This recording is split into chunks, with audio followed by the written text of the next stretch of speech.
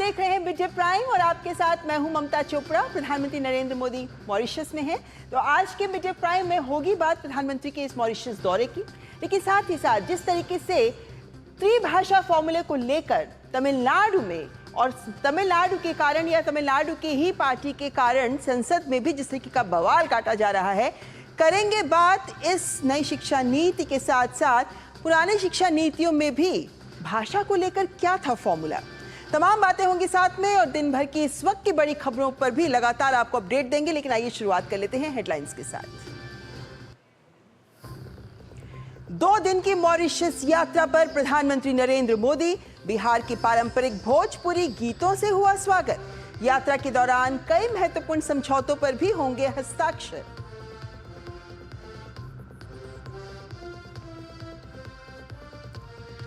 केंद्रीय गृह राज्य मंत्री नित्यानंद राय ने लोकसभा में इमिग्रेशन और फॉरेनर्स बिल 2025 को लोकसभा में किया पेश। कांग्रेस और टीएमसी ने किया बिल का विरोध। मणिपुर बजट पर चर्चा और वोटिंग भी आज सूचीबद्ध।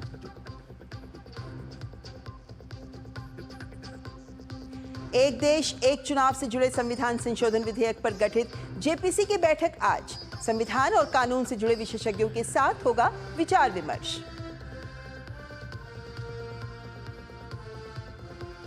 युद्ध विराम और शांति समझौते की रूपरेखा के लिए सऊदी अरब में आज अमेरिका और यूक्रेन के अधिकारियों की बैठक। रूसी रक्षा मंत्रालय का मॉस्को समेत अन्य इलाकों में 337 यूक्रेनी ड्रोन को मार गिराने का दावा।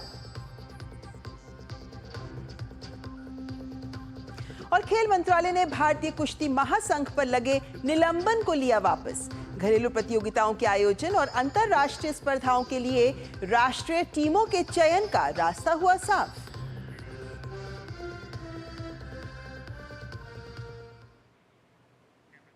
आइए शुरुआत करते हैं प्रधानमंत्री के मॉरिशस दौरे की खबर से, क्योंकि प्रधानमंत्री नरेंद्र मोदी मॉरिशस के 2 दिन के दौरे पर पोर्ट लुइस पहुंचे। मॉरिशस के प्रधानमंत्री ने स्वयं एयरपोर्ट पहुंचकर प्रधानमंत्री मोदी की अगवानी की। उन्होंने पीएम मोदी का गर्मजोशी से अभिनंदन किया और प्रधानमंत्री ने इसके लिए अपने समकक्ष नवीन चंद्र रामगुलम का आभार जताया। पीएम ने सोशल मीडिया प्लेटफॉर्म एक्स पर लिखा कि उनकी यात्रा एक बहुमूल्य मित्र के साथ बातचीत करने तथा विभिन्न क्षेत्रों में सहयोग के नए रास्ते तलाशने का एक अद्भुत अवसर है। मॉरिशस के मंत्री, शीर्ष अधिकारी और गणमान्य नागरिक भी प्रधानमंत्री नरेंद्र मोदी के स्वागत के लिए पहुंचे। इनमें मॉरिशस के उप प्रधानमंत्री, मुख्य न्यायाधीश, राष्ट्रीय असेंबली के स्पीकर, नेता विपक्ष सहित 200 हस्तियां शामिल थी। प्रधानमंत्री का स्वागत तोपों की सलामी देकर किया गया। प्रधानमंत्री नरेंद्र मोदी को वहां गार्ड ऑफ ऑनर भी दिया गया। और आपको ध्यान रहे कि इससे पहले 2015 में प्रधानमंत्री नरेंद्र मोदी ने मॉरिशस का दौरा किया था और पीएम की ये यात्रा कई मायनों में बहुत ही खास मानी जा रही है। प्रधानमंत्री आज मॉरिशस के राष्ट्रपति से भी मुलाकात करेंगे और आज एक समारोह में भारतीय समुदाय को भी संबोधित करेंगे। और कल प्रधानमंत्री मॉरिशस के राष्ट्रीय दिवस समारोह में मुख्य अतिथि के रूप में शामिल होंगे। पीएम की यात्रा के दौरान समुद्री सुरक्षा, क्षमता निर्माण और व्यापार के क्षेत्रों में कई समझौतों पर हस्ताक्षर होने की संभावना है। मॉरिशस भारत का करीबी समुद्री पड़ोसी और हिंद महासागर में एक प्रमुख साझेदार है, एक ऐसा देश जिसके साथ भारत के ऐतिहासिक तौर पर घनिष्ठ संबंध रहे हैं।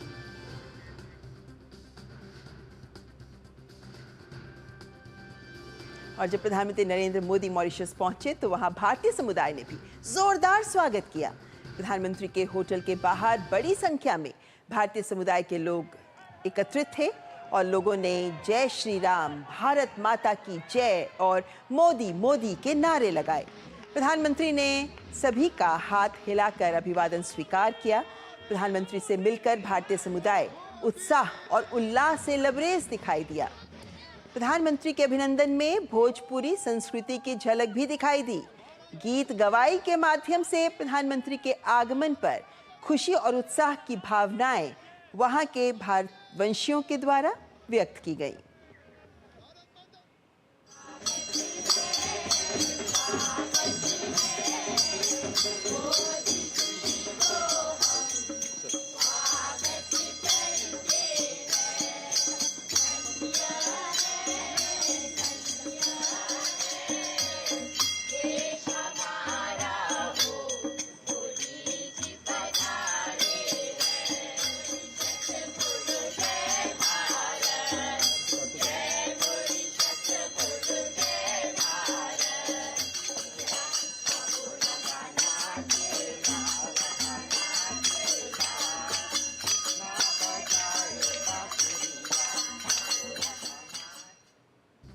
और प्रधानमंत्री नरेंद्र मोदी के मॉरिशस पहुंचने पर वहां रह रहे भारतीय समुदाय में जबरदस्त उत्साह और उल्लास देखा गया। लोग प्रधानमंत्री से मिलकर बहुत ही खुश दिखाई दिए। हमारी संवाददाता जया सिन्हा ने कुछ लोगों से बात की। यात्रा जो है मॉरिशस के लिए और भारत के लिए दोनों के लिए सुखद रहे और इससे पहले आए थे मोदी जी, तब भी हम गए थे स्वागत करने। आज भी हमको मौका मिला और खास करके मोदी जी से। वैसे तो हम गुजरात से हैं और यहाँ गुजरात में एक गुजराती आए तो हमको तो जो और ज्यादा उत्साह आता है, तो हम बहुत खुश है। हमने मोदी जी को बहुत करीब से देखा। हम गुजराती है, मोदी जी भी गुजराती है, तो उसने हमसे गुजराती में भी बात की तो हमें बहुत अच्छा लगा। He is like my role model. I really feel like he motivates me in my life. बड़ा ही अच्छा अनुभव था। He is really like his personality is very charming and it was really inspiring to watch him. हम लोग बहुत excited थे और मोदी जी को देख के हम लोग बहुत खुश हुए। We are blessed. We are here in Mauritius and seeing live Shri Narendra Modi. We are so blessed. बहुत अच्छा लगा सर यहाँ आए, हम उनको देखे, मिले, सर ने हमसे हाथ भी मिलाया। बहुत अच्छी फीलिंग आ रही है और प्राउड फील होता है हमारे सर को और हमारे देश को लेकर के। Thank you. एक महान आत्मा है, क्या उनका दर्शन करना भी एक बहुत बड़ी बात है। हम मुंबई से हैं, खास यहाँ आए हैं मोदी साहब को देखने के लिए। आने वाले अगले 5 सालों में ये जो दोस्ती है ये और भी गहरी हो। जैसे हमारे वेदों में कहा गया अतिथि देवो भव, उसी परंपरा को हम यहाँ निभाते हुए आदरणीय हमारे प्रधानमंत्री जी का हम स्वागत किए मॉरिशस की धरती पर। और इस वक्त हमारे साथ प्रभु दयाल जी, जो पूर्व वरिष्ठ राजनयिक हैं, वो हमारे साथ जुड़ चुके हैं। प्रभु दयाल जी, आपका बहुत बहुत स्वागत। और सबसे पहले ये सवाल कि मॉरिशस एक ऐसा देश है जिसके साथ हमारे बहुत प्राचीन संबंध हैं, लेकिन आज के दौर में हम देखते हैं कि दुनिया भर में एक तरह की अनसर्टेनिटी है, अनिश्चितता है, अस्थिरता है। ऐसे दौर में अपने पुराने घनिष्ठ मित्रों के साथ भारत के प्रगाढ़ होते संबंध भी क्या संकेत देते हैं? ममता जी, बहुत बहुत धन्यवाद अपने शो में बुलाने के लिए। देखिए, ये जो यात्रा है ये कई संकेत देती है।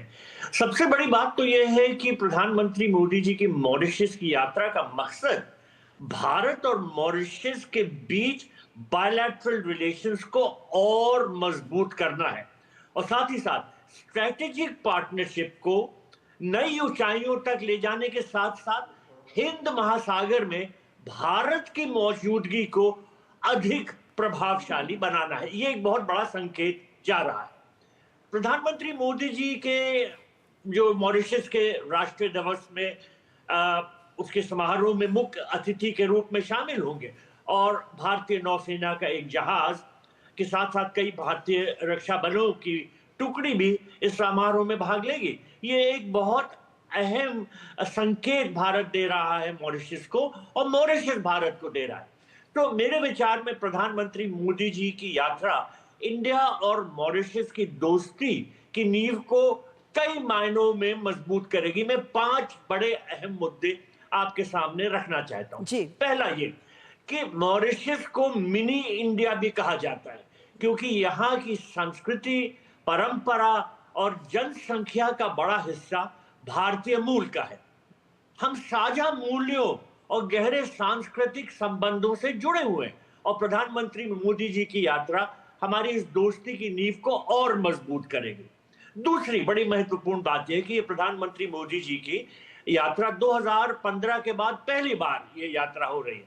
तो प्रधानमंत्री मोदी जी की वर्तमान यात्रा में विभिन्न क्षेत्रों में सहयोग को और मजबूती मिलेगी और उम्मीद है कि ये इस यात्रा के दौरान कई महत्वपूर्ण समझौतों पर हस्ताक्षर भी होंगे, जैसे इंफ्रास्ट्रक्चर डेवलपमेंट को लेके, समुद्री सुरक्षा को लेके और व्यापार सहयोग को भी लेके, इन सब मामलों पे।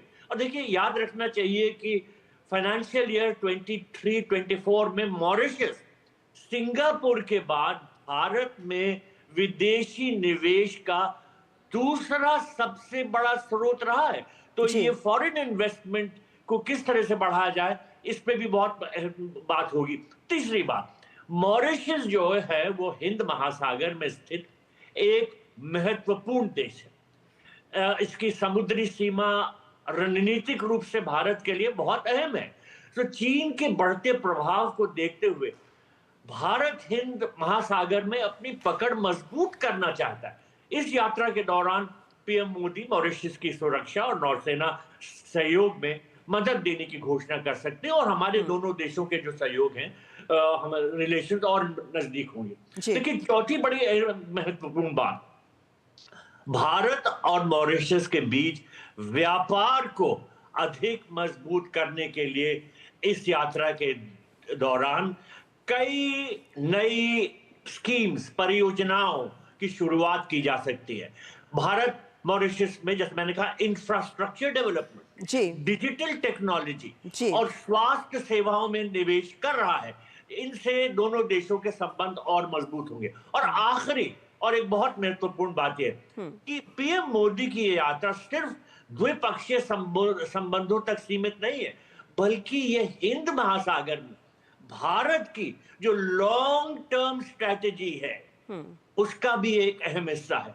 इस यात्रा के नतीजे आने वाले समय में भारत के वैश्विक स्थिति को और मजबूत करने में मदद करेंगे। प्रभुदयाल जी, आपने विस्तार से तमाम पहलुओं को सामने रखा है और जाहिर है कि ये तमाम वो बिंदु हैं जिनके आधार पर मॉरिशस और भारत के रिश्ते भी परिभाषित होते हैं और ये वो क्षेत्र हैं जिनमें अब आगे बढ़ने की भी बहुत संभावनाएं हैं, जो हमें इस दौरे से भी उम्मीदें हमें हैं। लेकिन मैं आपसे समझना चाहती हूँ कि मॉरिशस एक छोटा देश है, अफ्रीका का एक महत्वपूर्ण देश है और हमारे समुद्री मित्र भी है। ये रणनीतिक तौर पर, खासकर जैसा आपने कहा, चीन का प्रभाव हिंद महासागर में बढ़ रहा है, वो प्रयास पूरे कर रहा है।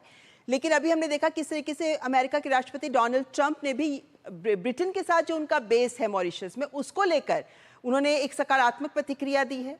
और ऐसे में भारत जिस तरीके से मॉरिशस की समुद्री सीमाओं की रक्षा सुरक्षा को लेकर, सर्विलांस को लेकर मदद करता रहा है, उन सबके मद्देनजर भी भारत की ये रणनीतिक जो रिश्ता है मॉरिशस के साथ, खासकर सामुद्रिक रणनीतिक रिश्ता, इसे कैसे आप सामने रख सकते हैं?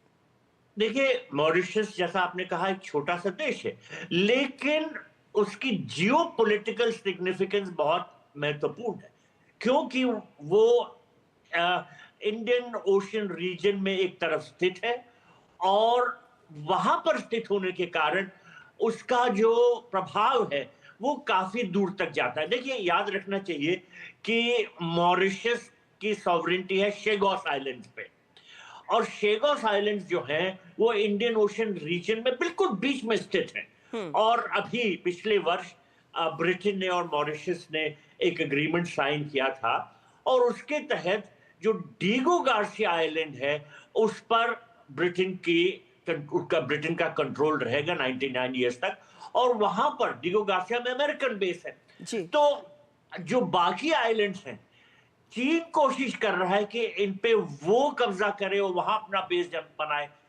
मॉरिशस इस बात को रेजिस्ट कर रहा है और हमारे संबंध मॉरिशस के साथ इस तरह से हैं कि हम दोनों विचार विमर्श करके चीन के जो विस्तारवाद को किस तरह से रोकना महत्वपूर्ण है, इस पर हम विचार कर सकते हो, करेंगे।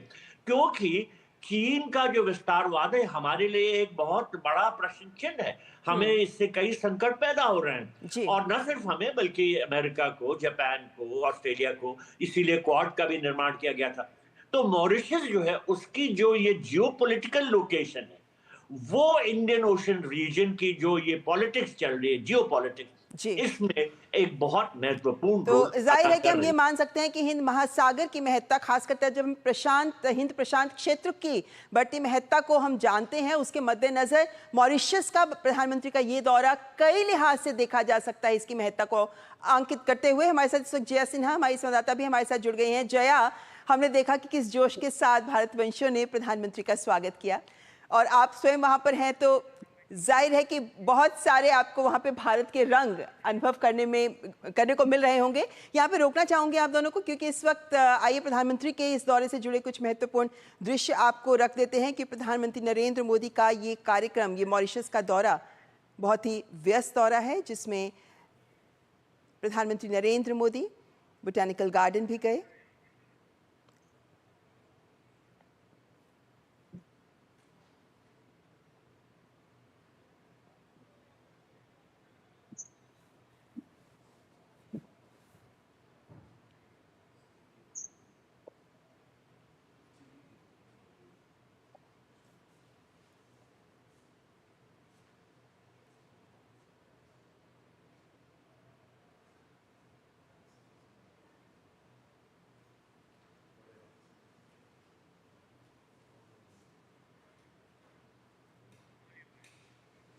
तो ये दृश्य आप देख रहे हैं जहां प्रधानमंत्री नरेंद्र मोदी पहुंचे हैं सर शिव सागर रामगुलम बोटेनिकल गार्डन में। और सर शिव सागर रामगुलम, जिन्हें मॉरिशस का संस्थापक माना जाता है, वे वहां गए, उनकी समाधि पर उन्होंने पुष्पांजलि भी अर्पित की है। और इस बोटेनिकल गार्डन में प्रधानमंत्री का ये दौरा ये भी दिखाता है कि किस तरीके से मॉरिशस के इतिहास के साथ बहुत करीबी संबंध रखता है भारत, और मॉरिशस के इतिहास को सम्मान देता है भारत। और सर शिव सागर रामगुलम को श्रद्धांजलि अर्पित की है प्रधानमंत्री ने। ये प्रधानमंत्री का मॉरिशस का दौरा, जो 2015 में पहला दौरा, जिसके बाद अब दूसरे दौरे, राजकीय दौरे के तहत प्रधानमंत्री पहुंचे हैं मॉरिशस। पोर्ट लुइस के इस सर शिव सागर रामगुलम बोटेनिकल गार्डन में सर शिव सागर को नमन करते हुए, पुष्पांजलि अर्पित करते हुए और भारत के करोड़ों देशवासियों की ओर से उन्हें श्रद्धांजलि अर्पित करते हुए प्रधानमंत्री नरेंद्र मोदी मॉरिशस के इस सर शिव सागर रामगुलम बोटेनिकल गार्डन में। हर देश का अपना एक इतिहास होता है, और इस इतिहास को जब दूसरे देश मान्यता देते हैं तो ये देश के लिए भी गौरव की बात होती है। और मॉरिशस के इतिहास की बात करें तो 1948 में ही हमने मॉरिशस को स्वीकार कर लिया था। हालांकि ब्रिटिश उपनिवेशवाद से मॉरिशस को आज़ादी 1968 में जाकर मिली थी, और उसके बाद से लगातार मॉरिशस के साथ भारत हमेशा खड़ा रहा है, हर मुश्किल में साथ खड़ा रहा है, चाहे वे प्राकृतिक आपदा की बात हो या कोविड जैसे काल की बात हो।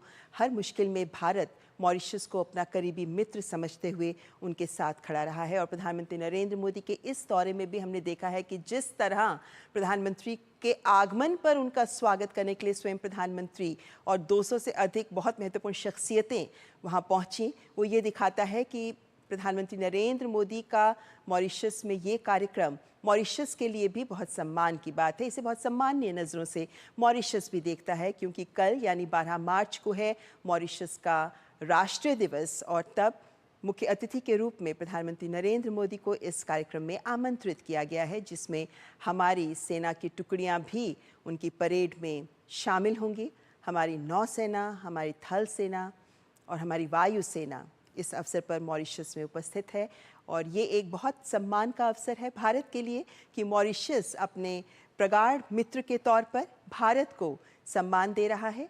और भारत के प्रधानमंत्री जब इस अवसर पर वहाँ पहुँचे, हम देख सकते हैं दृश्य की किस तरीके से इस बोटेनिकल गार्डन में पौधारोपण भी किया गया, और कह सकते हैं कि दोनों देशों के राष्ट्राध्यक्ष इसे सींचते हुए दोस्ती का एक उदाहरण प्रस्तुत करते हुए।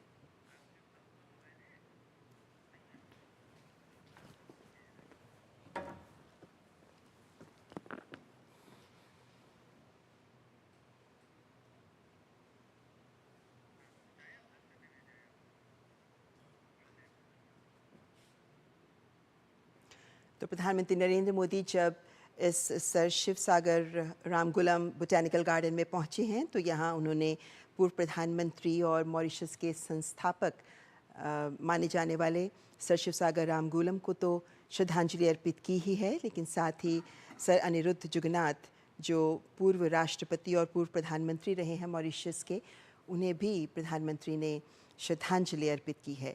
तो ये सर शिव सागर रामगुलम बोटेनिकल गार्डन के ही दृश्य जो हम आप तक पहुंचा रहे हैं, क्योंकि मॉरिशस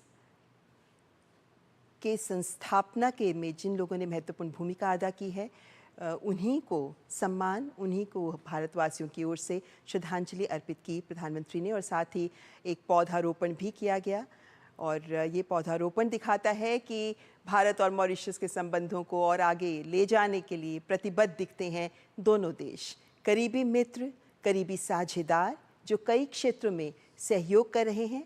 और मॉरिशस की विकास गाथा में भी भारत का महत्वपूर्ण रोल रहा है, क्योंकि मॉरिशस एक देश के रूप में जब आगे बढ़ना चाहता है, तब भारत ने हर वक्त, हर क्षण मॉरिशस का साथ दिया है, न केवल विकास परियोजनाओं के माध्यम से, बल्कि जिस तरह भारी तादाद में हमारे भारतवंशी वहाँ मौजूद हैं, वहाँ की संस्कृति में भी भारतीयता का रंग घुला मिला नज़र आता है। तो ये पोर्ट लुइस मॉरिशस से दृश्य हम दर्शकों तक पहुँचा रहे हैं, क्योंकि प्रधानमंत्री नरेंद्र मोदी का 2 दिन का मॉरिशस दौरा, जिसमें आज प्रथम दिन प्रधानमंत्री नरेंद्र मोदी ने इस बोटेनिकल गार्डन में जाकर सर शिव सागर रामगुलम को श्रद्धांजलि अर्पित की है। सर अनिरुद्ध जगन्नाथ को भी श्रद्धांजलि दी गई है और ये पुष्प जो भारतीयों की संवेदनाएं भी व्यक्त करते हैं। प्रधानमंत्री नरेंद्र मोदी 140 करोड़ देशवासियों की ओर से मॉरिशस के संस्थापक सर शिवसागर रामगुलम को श्रद्धांजलि अर्पित करते हुए और बोटानिकल गार्डन में पौधारोपण भी करते हुए। मॉरिशस में बहुत सारी विकास परियोजनाएं हैं, हमारी 11 PSUs हैं जो वहाँ काम करते हैं और मॉरिशस भी हमारे देश में भी अगर हम बात करें तो भारी संख्या में जो FDI का निवेश हो रहा है उसमें मॉरिशस का भी पिछले साल ही 25% तक मॉरिशस से आया है। तो यानी दोनों देशों की अर्थव्यवस्थाएं भी मिलकर आगे बढ़ रही हैं, दोनों देशों की विकास यात्रा में भी दोनों एक दूसरे के भागीदार बन रहे हैं और मॉरिशस के लिए एक दोस्त के तौर पर भारत हमेशा खड़ा रहा है और इसी का सम्मान और इसी को स्वीकार करते हुए ही कल मॉरिशस के राष्ट्रीय दिवस के अवसर पर प्रधानमंत्री नरेंद्र मोदी को मुख्य अतिथि के रूप में आमंत्रित किया गया है।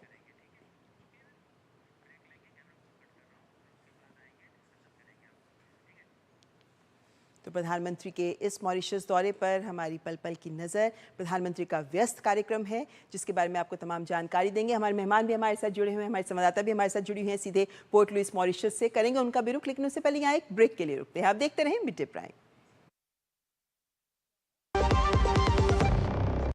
हाय मॉम, फिर से शॉपिंग? बाबूजी आपने इसे बिगाड़ के रखा। लिमिट में करो तो कुछ बुरा नहीं होता है। बिना लिमिट शॉपिंग करेगी आपके कार्ड पे ऐड ऑन जो है। मैंने तो कार्ड पे लिमिट सेट कर दिया। अच्छा, इसके फायदे ये हैं कि रिस्क कम हो जाता है और अगर फ्रॉड भी हुआ तो तुरंत बैंक को बोल दीजिए, नुकसान कम। दादू नेक्स्ट टाइम ये pink dress. You are the limit. Limit तो सेट है। RBI कहता है जानकार बनिए, सतर्क रहिए। जो लक्ष्य चुना था समझ आने लगा है। GLA यूनिवर्सिटी, उच्च लक्ष्य की निश्चित प्राप्ति।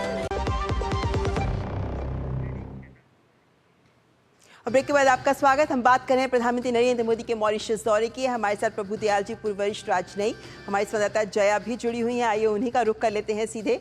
और जया, पहला सवाल आपसे लेना चाहूंगी क्योंकि प्रधानमंत्री का व्यस्त कार्यक्रम है। सबसे पहले जानना चाहते हैं आज के दिन के PM के कार्यक्रम के और क्या बिंदु हैं? ममता, भी आपने तस्वीरें देखी कैसे वो उन्होंने बोटानिकल गार्डन का दौरा किया। बोटानिकल गार्डन वो है जिसमें मॉरिशस का काफी खास नाता है और प्रधानमंत्री नरेंद्र मोदी जिससे कि जो उनका विजन है, जो उनका काम है, कहीं ना कहीं भारत के साथ साथ विदेशों ने भी उसका विश्वास जीता है। तो जो भारत की सहायता प्राप्त विभिन्न योजनाओं का हम जिक्र कर रहे हैं उसमें बोटानिकल गार्डन भी आता है। मूल रूप से भारत की सहायता से इसका निर्माण नहीं किया गया है, लेकिन इसके विकास और इसके संरक्षण में भारत ने सहायता की है और इसी वजह से भारत के सांस्कृतिक और पर्यावरणीय संबंधों को मॉरिशस के साथ और मजबूती से दिखाता है ये बोटानिकल गार्डन। तो ये बहुत ही खास यहाँ पर आयोजन किया जा रहा है। सुबह से हम जिस तरह की तस्वीरें देख रहे हैं, भारत और मॉरिशस जितने गहरे सांस्कृतिक संबंधों से जुड़े हुए हैं उसकी एक झलक इन तस्वीरों में साफ तौर पर नजर आती है। प्रधानमंत्री का बहुत ही शानदार स्वागत किया गया।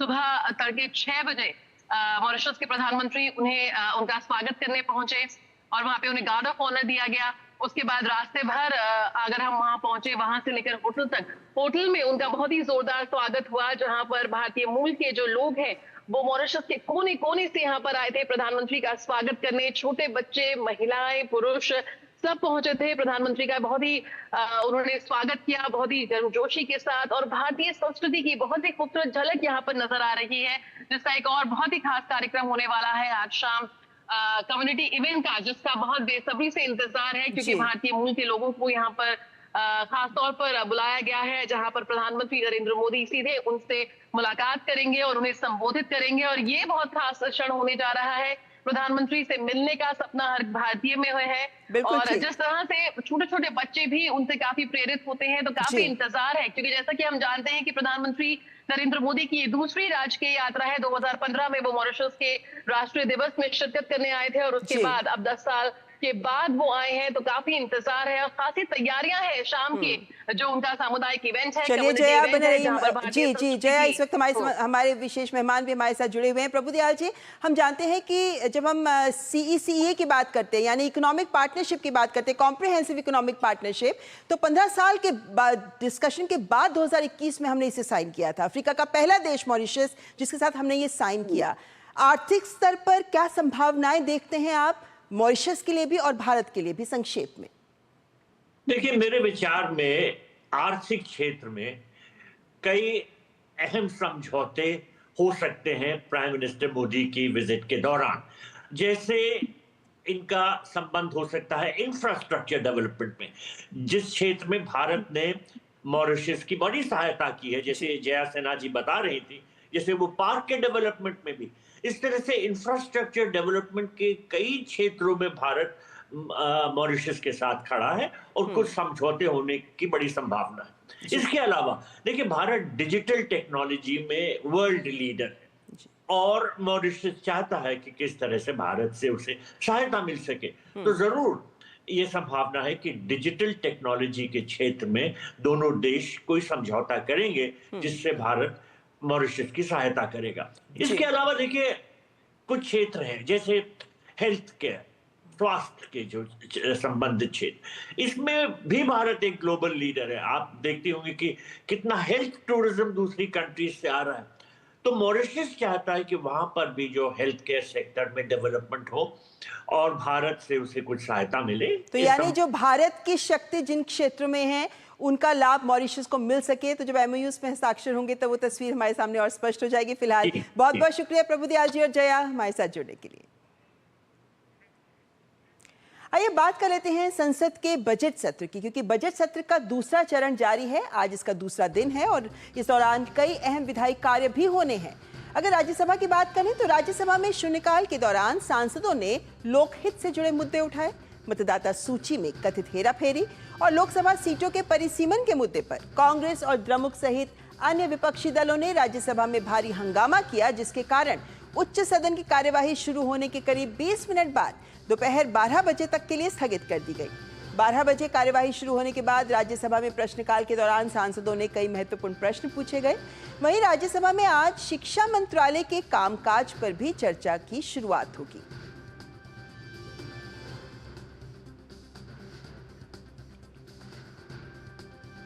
आइए बात लोकसभा की करते हैं। तो लोकसभा में प्रश्नकाल सहकारिता मंत्रालय, ग्रामीण विकास मंत्रालय समेत विभिन्न मंत्रालयों से प्रश्न पूछे गए। लोकसभा की कार्यसूची में मणिपुर के लिए साल 2024-25 के अनुदानों की अनुपूरक मांगों और साल 2025-26 के लिए लेखानुदानों की मांगों पर भी चर्चा और मतदान होगा। लोकसभा में साल 2024-25 के लिए अनुदानों की अनुपूरक मांगों के दूसरे बैच और साल 2021-22 के लिए अतिरिक्त अनुदानों की मांगों पर चर्चा हो रही है। केंद्र सरकार ने अवैध घुसपैठ पर शिकंजा कसने के लिए अप्रवास और विदेशी विधेयक 2025 लोकसभा में पेश किया है। केंद्रीय गृह राज्य मंत्री नित्यानंद राय ने विधेयक को सदन के पटल पर रखा। कांग्रेस, तृणमूल कांग्रेस ने बिल का विरोध किया है। कांग्रेस ने बिल को वापस लेने या जेपीसी में भेजने की मांग की है, लेकिन केंद्रीय गृह राज्य मंत्री नित्यानंद राय ने लोकसभा को बताया है कि ये बिल भारत की संप्रभुता और सुरक्षा के लिए बेहद जरूरी है। इस विधेयक का उद्देश्य भारत के अप्रवास कानूनों को आधुनिक बनाना और उन्हें मजबूत करना है। मैं माननीय गृह मंत्री श्री अमित शाह जी की ओर से प्रस्ताव करता हूं कि भारत में प्रवेश करने वाले और उससे निकास करने वाले व्यक्तियों की बाबत पासपोर्ट या अन्य यात्रा दस्तावेजों की अपेक्षा का उपबंध करने के लिए केंद्रीय सरकार को कतिपय शक्तियां प्रदान करने और वीज़ा तथा रजिस्ट्रीकरण की अपेक्षा सहित विदेशियों से संबंधित मामलों को भी नियमित करने के लिए तथा उनसे संसक्त या उनसे अनुषंगिक विषयों का उपबंध करने वाले विधेयक को पुनः स्थापित करने की अनुमति दी जाए। और हमारे संवाददाता ऋषि कुमार इस वक्त सीधे संसद भवन से हमारे साथ जुड़े हुए हैं। ऋषि, अगर हम बात करते हैं इस अप्रवास कानून की, जिसके संशोधन को लेकर सरकार ने आज बिल पेश किया है, इसको लेकर देखें तो बदलते वक्त के साथ ये जरूरत महसूस की गई, जैसा केंद्रीय मंत्री ने भी कहा। लेकिन क्या लगता है कि विपक्ष क्या सकारात्मक चर्चा करने के लिए आगे आएगा, क्योंकि ये देश की संप्रभुता से जुड़ा मामला है? बिल्कुल, देखिए, इस विधेयक को पेश करते समय केंद्रीय गृह राज्य मंत्री ने साफ कहा कि इस विधेयक की जरूरत आज के बदलते हुए समय के हिसाब से बहुत ज़्यादा हो गई है। जिस तरीके से हम देख रहे हैं पूरे दुनिया में जो तमाम घटनाएं भी देखने को मिल रही हैं और जिस तरीके से इमिग्रेशन के जरिए जो समस्याएं आ रही हैं अलग अलग देशों में, और भारत भी उससे अलग नहीं है। तमाम घुसपैठियों की वजह से भारत के सामने चुनौतियाँ हैं। ऐसे में इस विधेयक के माध्यम से हम बहुत सारी चीज़ों को स्पष्ट कर पाएंगे और कुछ ऐसे नियम बनाने में सक्षम हो पाएंगे जिसके माध्यम से जो अब तक जो कहा जाए एक तरीके से कि जो लूपहोल्स थे हमारे सिस्टम में, उसका जो फ़ायदा उठाते थे विदेशी, उससे हम अपने मुल्क को बचाने में कामयाब हो पाएंगे। जिस तरीके से इस कानून के माध्यम से पासपोर्ट नियमों में बदलाव होगा, इमिग्रेशन के जो रूल है उसमें बदलाव होगा, और इसमें जो सबसे बड़ी बात है, अब तक जो सबसे बड़ा पहलू था कि जो भारत में आने वाले लोग जो हमारे नियमों का और कानून का जो दुरुपयोग करके यहाँ पर वो लाभ उठा के चले जाते थे, अब उससे ऐसा कर पाना उन्हें मुश्किल होगा। क्योंकि इस मसले में अब अगर नियमों का उल्लंघन है, अगर किसी ने नियमों का उल्लंघन किया है, तो अब बिना किसी कोर्ट के जिसे बोला जाए कि ऑर्डर के पुलिस के पास अधिकार होगा कि वो उन्हें डिटेन कर पाए, उन्हें गिरफ्तार कर पाए और उन्हें देश से बाहर करने के लिए एक प्रोसेस शुरू कर पाए। हमने देखा है कि दूसरे देशों में इसी तरीके के सख्त कानून हैं, लेकिन भारत में इस तरीके के कानून अब तक नहीं थे। अब इन कानून के आने के बाद जो भारत की जो इमिग्रेशन पॉलिसी है वो एक सख्त पॉलिसी के रूप में होगी, बल्कि कहें कि एक संप्रभु राष्ट्र की जो पॉलिसी होनी चाहिए उस पॉलिसी के रूप में होगी। जी ममता। जी बिल्कुल ऋषि, और ऐसे में ये उम्मीद करनी चाहिए कि विपक्ष ऐसे में एक सकारात्मक भूमिका निभाते हुए एक बेहतर चर्चा के माध्यम से इस बिल में अपना योगदान दे। फिलहाल शुक्रिया ऋषि हमारे साथ जुड़ने के लिए। आइए बात कर लेते हैं नई शिक्षा नीति की, क्योंकि तमिलनाडु में राष्ट्रीय शिक्षा नीति यानी एनईपी पर जो सियासी गतिरोध उत्पन्न हुआ है, उसके बीच भाजपा नेता अमित मालवीय ने सोशल मीडिया प्लेटफॉर्म एक्स पर स्कूली शिक्षा को लेकर तमिलनाडु को आईना दिखाया है। अमित मालवीय ने सोशल मीडिया एक्स पर अपने पोस्ट में बताया कि QNEP तमिलनाडु के लिए बहुत जरूरी है। उन्होंने लिखा कि तमिलनाडु की सरकारी स्कूलों में पढ़ाई के नतीजे चिंताजनक रूप से खराब हैं। तमिलनाडु की स्कूली शिक्षा की स्थिति भारत में सबसे खराब है। उन्होंने लिखा कि मुख्यमंत्री MK स्टालिन को राजनीतिक हितों से ज्यादा तमिलनाडु के छात्रों के भविष्य को प्राथमिकता देनी चाहिए और सुनिश्चित करना चाहिए कि उन्हें गुणवत्तापूर्ण शिक्षा मिले। अमित मालवीय ने आगे लिखा कि DMK के पास अतीत में विरोध करने के कारण हो सकते हैं, लेकिन DMK इस बात से इनकार नहीं कर सकता कि NEP 2020 वास्तव में तमिलनाडु को कन्नड़, तेलुगु या अन्य क्षेत्रीय भाषाओं को चुनने की अनुमति देता है, और जरूरी नहीं कि हिंदी ही हो। विडंबना यह है कि DMK कांग्रेस के साथ गठबंधन में बनी हुई है, वही पार्टी जिसने तमिलनाडु पर 2 बार हिंदी थोपी थी।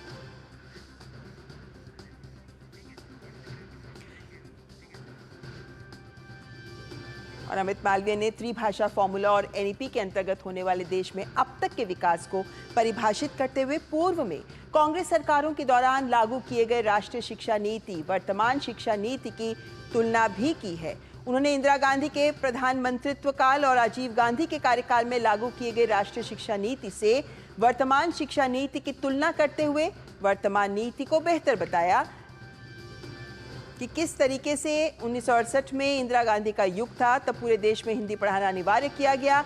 हिंदी भाषी राज्यों में तीसरी भाषा की अस्पष्ट परिभाषा थी, और इसी तरीके से उन्होंने कुछ तथ्यों को स्पष्ट करते हुए अपने पोस्ट एक्स पर उन्होंने पोस्ट किया है, उसमें उन्होंने इसी बात को सामने रखा कि त्रिभाषीय फॉर्मूला तब भी लागू था, लेकिन हिंदी भाषी राज्यों में तीसरी भाषा की परिभाषा स्पष्ट नहीं थी, और 1968 में जो नीति स्वीकार की गई थी, इसको 1986 में पाया गया जब राजीव गांधी का युग था कि वो सही नहीं थी। पूरे देश में हिंदी को तब भी अनिवार्य किया गया। तो 1986 के टाइम की बात करें तो तब भी हिंदी को ही पूरे देश में अनिवार्य किया गया। और एक बार फिर 1986 में भी तमिलनाडु में हिंसक विरोध प्रदर्शन देखने को मिले। तो जब जब केंद्र की ओर से ऐसा कोई संकेत मिलता था तब ये होता था। लेकिन उन्होंने कहा कि 2020 की एनईपी पूरी तरह से अलग है, क्योंकि इसमें स्पष्ट तौर पे कहा गया है कि कोई भी भाषा थोपी नहीं जाएगी और राज्यों को त्रिभाषा फॉर्मूला यानी 3 भाषा का फॉर्मूला लेना होगा। लेकिन उनमें से कोई भी 2 भाषाएं चुनने के लिए राज्य स्वतंत्र हैं और सीखने में आसानी हो इसके लिए भी ये कहा गया है राष्ट्र नीति में कि पाठ्यपुस्तकें 2 भाषाओं में छापी जाएंगी। और ये भी आलोचक दावा करते हैं कि ये क्षेत्रीय भाषाओं पर जोर देता है।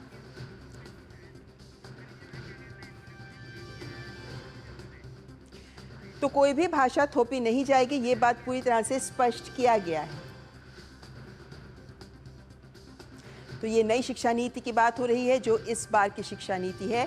लेकिन ये बात स्पष्ट है कि त्रिभाषा फॉर्मूले को लेकर तमिलनाडु में हमेशा से ही विरोध होता रहा है।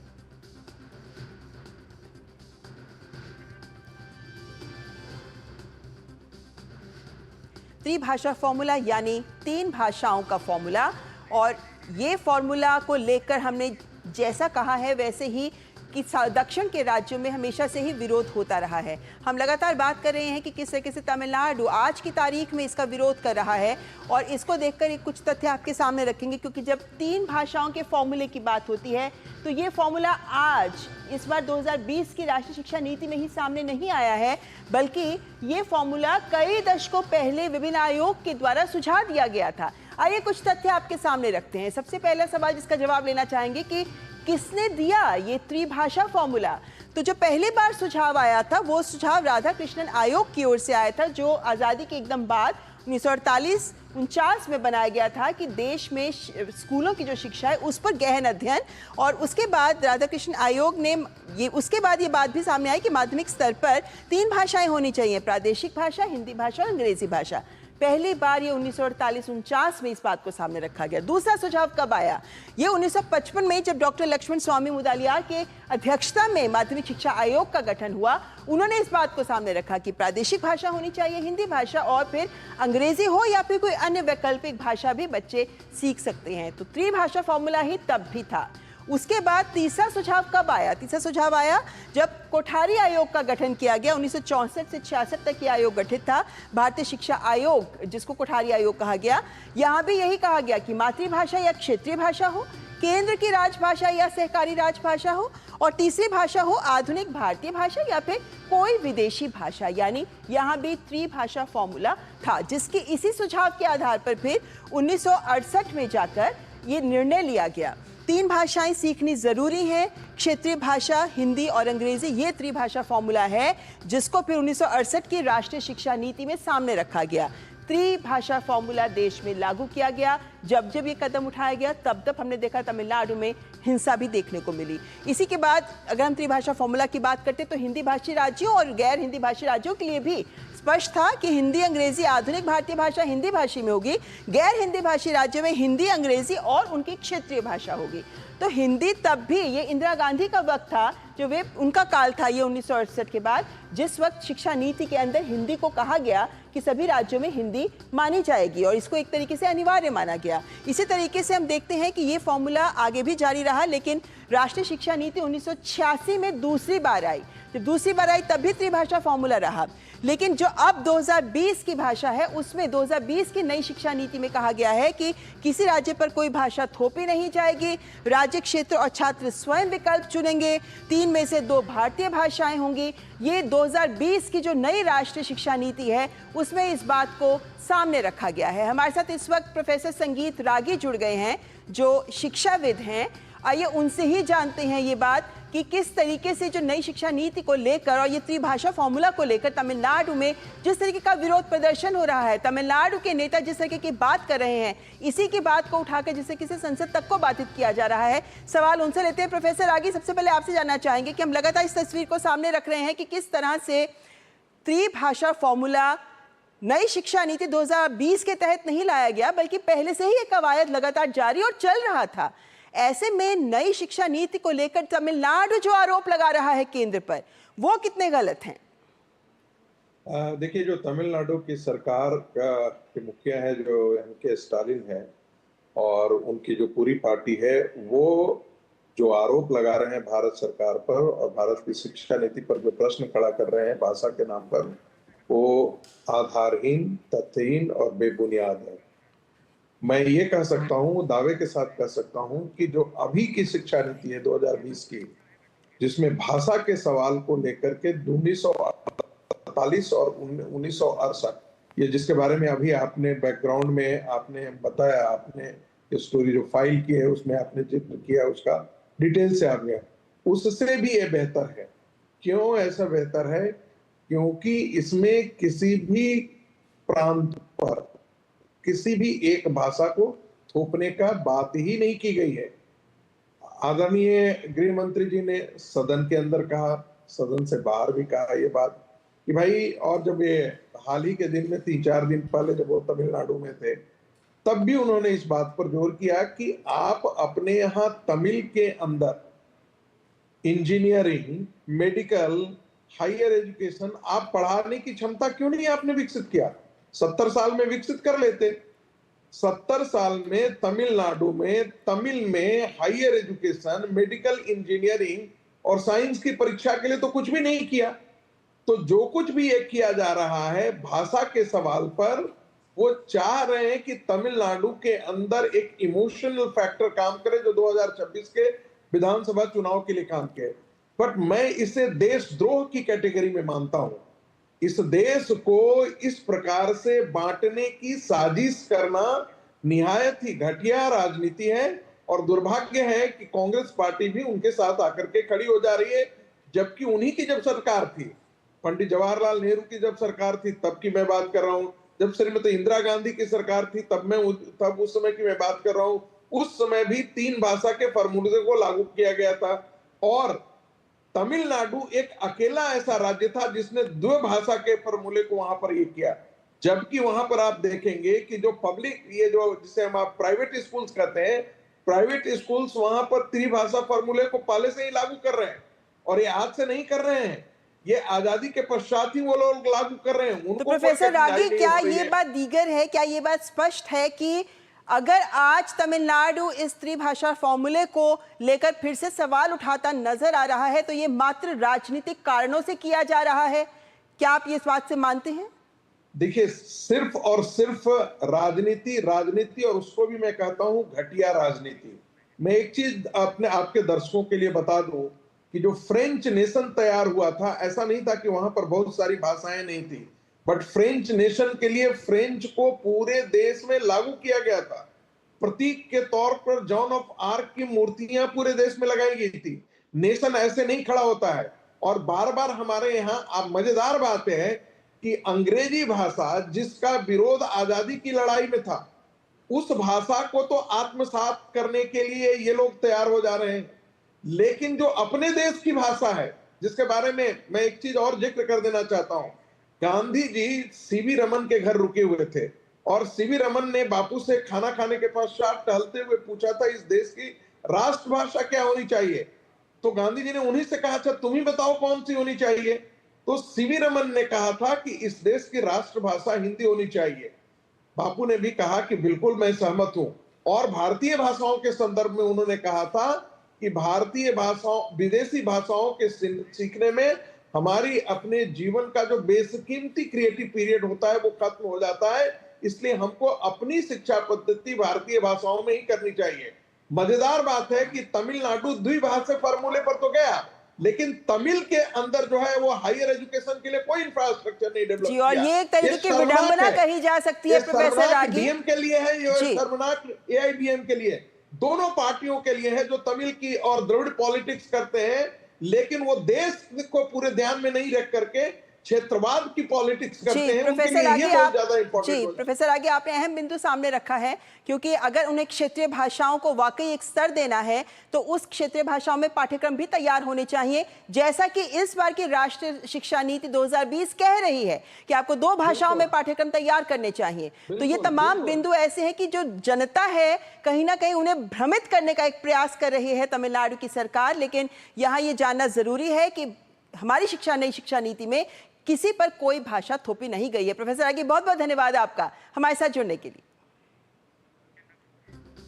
आइए खबरों के सिलसिले को आगे बढ़ाते हैं। अमेरिकी राष्ट्रपति डोनाल्ड ट्रंप की टैरिफ नीतियों ने निवेशकों में जबरदस्त चिंता बढ़ा दी है। नए टैरिफ नियमों ने कारोबारियों, उपभोक्ताओं और निवेशकों में असमंजस पैदा कर दिया है, जिसके कारण बाजार की पूरी धारणा बदल गई है। जो पहले अच्छा कर रहे थे वो अब संघर्ष करते नजर आ रहे हैं। अमेरिकी शेयर बाजार भारी गिरावट का शिकार बना और इस गिरावट की अगुवाई तकनीकी शेयरों वाले नेस्डैक ने की। ये लगभग 6 महीने के निचले स्तर पर पहुंच गया। नेस्डैक में 4% की गिरावट देखी गई।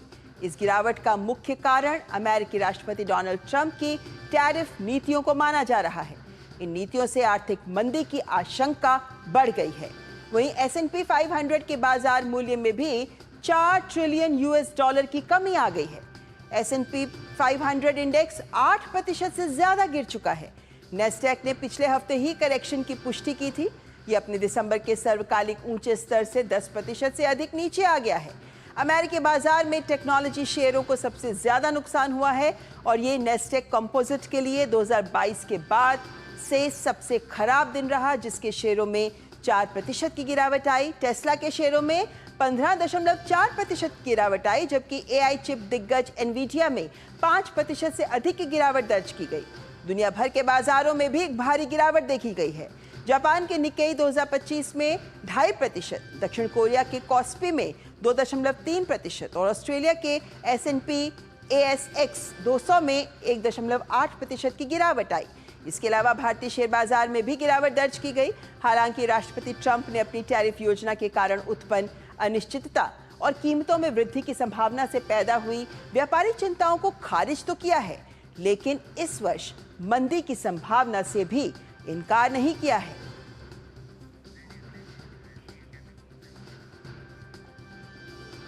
और इस वक्त हमारे साथ जुड़ गए हैं अखिलेश सुमन जी। अखिलेश जी, ये महत्वपूर्ण सवाल ये बनता है इस वक्त का कि जिस तरीके की टैरिफ नीतियां डोनाल्ड ट्रंप के सामने आ रही हैं, ये तो अंदेशा है ही कि इस तरीके से मंदी का दौर विभिन्न देशों में अब आ ही सकता है, अमेरिका में भी। लेकिन ये जो शेयर बाजारों में गिरावट दर्ज की गई है, क्या ये भी पहले से ही संभावित था कि इतनी जल्दी इतनी जबरदस्त गिरावट, वो भी तकनीकी शेयरों में? निश्चित तौर पे देखिए, अमेरिका का जो बाज़ार है वो सबसे मजबूत बाज़ार माना जाता है दुनिया में, और सभी जो दुनिया भर के जो पूंजी में इन्वेस्ट करने वाले लोग होते हैं वो अमेरिका के बाज़ार में निवेश करना चाहते हैं। निश्चित तौर पे अमेरिकन जो मिडिल क्लास है वो भी अमेरिकी बाज़ार में निवेश करके अपने भविष्य को सुरक्षित करना चाहता है। इंस्टीट्यूशनल जो इन्वेस्टर्स है वो भी अमेरिकी बाज़ार में डालते हैं। लेकिन इधर के दिनों में जो ट्रंप की जो पूरी नीति रही है, ट्रंप मार्केट को एकदम अस्थिर कर रहे हैं।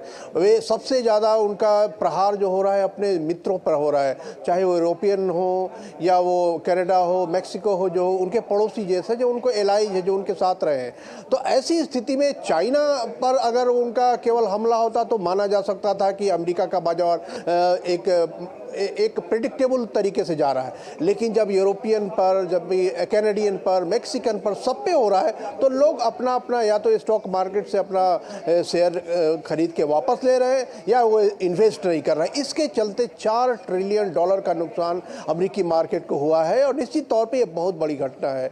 लेकिन जो विशेषज्ञ है उनका कहना है कि लगता है ट्रंप इन बातों से अप्रभावित है। वो चाहते हैं कि उन्होंने जो नीति अपनाई है, मतलब उनका कहना है कि हम अमेरिकी बाजार में पैसा वापस लाना चाहते हैं। उन्होंने जो परसों स्टेटमेंट दिया था, उन्होंने दिया था कि हम अमेरिकी बाजार में पैसा लाना चाहते हैं, इसलिए क्षणिक घटना है, थोड़े से परिवर्तन होंगे लेकिन बाद में सब शांत हो जाएगा। अब देखना यह होगा कि ट्रंप जो इतने दावे कर रहे हैं, इस तरह के दावे कर रहे हैं, इस तरह के दावे सफल होते हैं या नहीं होते हैं। क्योंकि जो जॉब मार्केट है, जॉब मार्केट को भी नुकसान हुआ है, सिर्फ शेयर बाजार की बात नहीं है। कई सारे लोग नौकरी से निकाले गए। जो नए रिक्रूटमेंट होते हैं अमेरिका में, तकरीबन हर महीने नए रिक्रूटमेंट का डेटा आ जाता है, तो नए रिक्रूटमेंट के डेटा में भी गिरावट है। तो इस तरह से कह सकते हैं कि अमेरिकी जो बाजार है उस पर चौतरफा जो प्रभाव पड़ा है, कह सकते हैं दुष्प्रभाव पड़ा है ट्रंप की नीतियों के कारण। इसके चलते मार्केट आज औंधे मुंह गिर गई है। और अखिलेश जी, क्या इसी के साथ स्थिति आगे रहती है? तो क्या आने वाले वक्त में स्थिति और गंभीर हो सकती है, इसका भी अंदेशा लगाया जा सकता है? क्योंकि अभी तो शेयर बाजारों की बात हो रही है, लेकिन जैसे जैसे कनाडा और मैक्सिको पे जिस तरीके के टैरिफ लगाए गए हैं, उसके बाद जो उत्पादक या खान पान की वस्तुएं जो वहां से आती हैं, जो सस्ते दामों में मिल जाती थी, वो भी जाहिर है कि और महंगे मिलने शुरू हो जाएंगे आने वाले वक्त में। तो ये तो एक रिपल इफेक्ट होगा, जिससे अमेरिका फर्स्ट अगर ट्रंप कह रहे हैं तो अमेरिकी ही है जो सबसे ज्यादा प्रभावित होते भी नजर आएंगे। निश्चित तौर पे जब अमेरिका फर्स्ट आप करेंगे तो अमेरिका फर्स्ट का जो दुष्प्रभाव होगा वह भी आप पर पड़ेगा, क्योंकि अमेरिका फर्स्ट कहने का मतलब पहले यह नहीं माना जाता था कि अमेरिका सब कुछ अपने लिए करेगा, बल्कि अमेरिका जो दूसरे देशों के लिए भी करता था, उनके साथ उनका इंटीग्रेशन होता था, उनके साथ उनकी व्यापारिक सहमति होती थी, लगातार ट्रेड निगोशिएशन चलते रहते थे। और वैसा कोर्सिव स्टेप वो अपने जो मित्र देश है उन पे नहीं लेते थे। जो पूंजी वाला बाजार है, पूंजी बाजार है, खुला बाजार है, उस पे नहीं होता था। इसके चलते तकरीबन अस्थायित्व की स्थिति रहती थी। मार्केट में कंज्यूमर्स भी सामान लेने के लिए आगे बढ़ते थे। अमेरिका के कंज्यूमर्स को माना जाता है कि दुनिया का सबसे राजा कंज्यूमर है। वो हर तरह के सामान खरीदता है, जल्दी सामान फेंक देता है, दूसरा सामान खरीदता है। तो एक जो है कि फास्ट मूविंग जो गुड्स है वह भी अमेरिका में सबसे ज्यादा कंजम्पशन होता है। इस सारी चीजों का कंजम्पशन अमेरिका में अगर ज्यादा होता है और उस पर वहां के लोगों को अगर अनिश्चितता रहेगी कि ट्रंप पता नहीं आगे आने वाले दिनों में क्या करेंगे, कनाडा के साथ, मैक्सिको के साथ, सबके साथ, तो ऐसे में निश्चित तौर पर प्रभाव पड़ेगा। बिल्कुल, तो अभी से आशंकाएं तो जताई ही जा रही हैं। देखना होगा कि जिस तरीके से शेयर बाजार गिरे हैं, इसका भी किस तरीके का दूरगामी प्रभाव नजर आता है। फिलहाल शुक्रिया अखिलेश सुमन जी हमारे साथ जुड़ने के लिए। और बात पश्चिम बंगाल की कर लेते हैं, जहां एक बार फिर हिंदू मंदिरों पर हमले और मूर्तियों को तोड़े जाने की घटना सामने आई है। इसे लेकर विपक्षी दल भाजपा ने टीएमसी सरकार पर आरोप लगाते हुए सख्त कार्रवाई की मांग की है। भाजपा विधायकों ने विधानसभा से वॉकआउट कर विरोध प्रदर्शन किया। भाजपा ने टीएमसी की सरकार को हिंदू विरोधी बताया है। और एक महत्वपूर्ण खबर खेल जगत से। खेल मंत्रालय ने मंगलवार को भारतीय कुश्ती महासंघ पर लगा निलंबन वापस ले लिया है, जिससे घरेलू प्रतियोगिताओं के आयोजन और अंतरराष्ट्रीय स्पर्धाओं के लिए राष्ट्रीय टीमों के चयन का रास्ता साफ हो गया है। मंत्रालय ने अंडर 15 और अंडर 20 राष्ट्रीय चैंपियनशिप की जल्दबाजी में घोषणा करने के कारण 24 दिसंबर 2023 को WFI को निलंबित कर दिया था। मंत्रालय ने अपने आदेश में कहा है कि भारतीय कुश्ती महासंघ ने सुधारात्मक कदम उठाए हैं, इसीलिए उससे निलंबन हटाने का फैसला किया गया है। तो कुश्ती महासंघ के लिए एक अच्छी खबर कह सकते हैं, खासकर जब राष्ट्रीय प्रतियोगिताओं के आयोजन की बात हो तो उसको लेकर अब खिलाड़ियों के लिए भी एक अच्छी खबर ये मानी जा सकती है। और चलते चलते आपको एक बार फिर दिखा देते हैं कि प्रधानमंत्री नरेंद्र मोदी जो मॉरिशस के दौरे पर हैं, वहाँ उन्होंने मॉरिशस के राष्ट्रपति के साथ मुलाकात की। प्रधानमंत्री नरेंद्र मोदी, हमने देखा किस तरीके से बहुत गर्मजोशी के साथ प्रधानमंत्री का स्वागत किया गया जब वे मॉरिशस पहुंचे। और उसके बाद आज का व्यस्त दिन, जहां प्रधानमंत्री नरेंद्र मोदी की एक उच्च स्तरीय बैठक, जिसमें प्रधानमंत्री नरेंद्र मोदी ने मॉरिशस के राष्ट्रपति के साथ मुलाकात की है। और जब भी प्रधानमंत्री नरेंद्र मोदी विदेश जाते हैं तो जब भी किसी उच्च शख्सियत से मिलते हैं तो उन्हें तोहफा भी देते हैं, जिसमें भारतीय संस्कृति की झलक होती है। और जब मॉरिशस के राष्ट्रपति से प्रधानमंत्री नरेंद्र मोदी की मुलाकात हुई है तो वहाँ भी प्रधानमंत्री ने कुछ विशिष्ट उपहारों के साथ राष्ट्रपति का अभिनंदन भी किया है, उनसे मुलाकात की है। और ये हैंडशेक बहुत कुछ दिखाता है कि किस तरीके से दोनों देशों के बीच के घनिष्ठ संबंधों को सम्मान दोनों ही देश देने को प्रतिबद्ध नजर आ रहे हैं। तो प्रधानमंत्री नरेंद्र मोदी की मॉरिशस के राष्ट्रपति से मुलाकात, तो कुछ उपहार जो आपके समक्ष नजर आ रहे हैं। प्रधानमंत्री ने राष्ट्रपति को महाकुंभ का गंगा जल भी उपहार स्वरूप दिया है। और हम जानते हैं कि किस तरीके से महाकुंभ में देश ही नहीं विदेशों से भी करोड़ों की संख्या में लोग पहुंचे।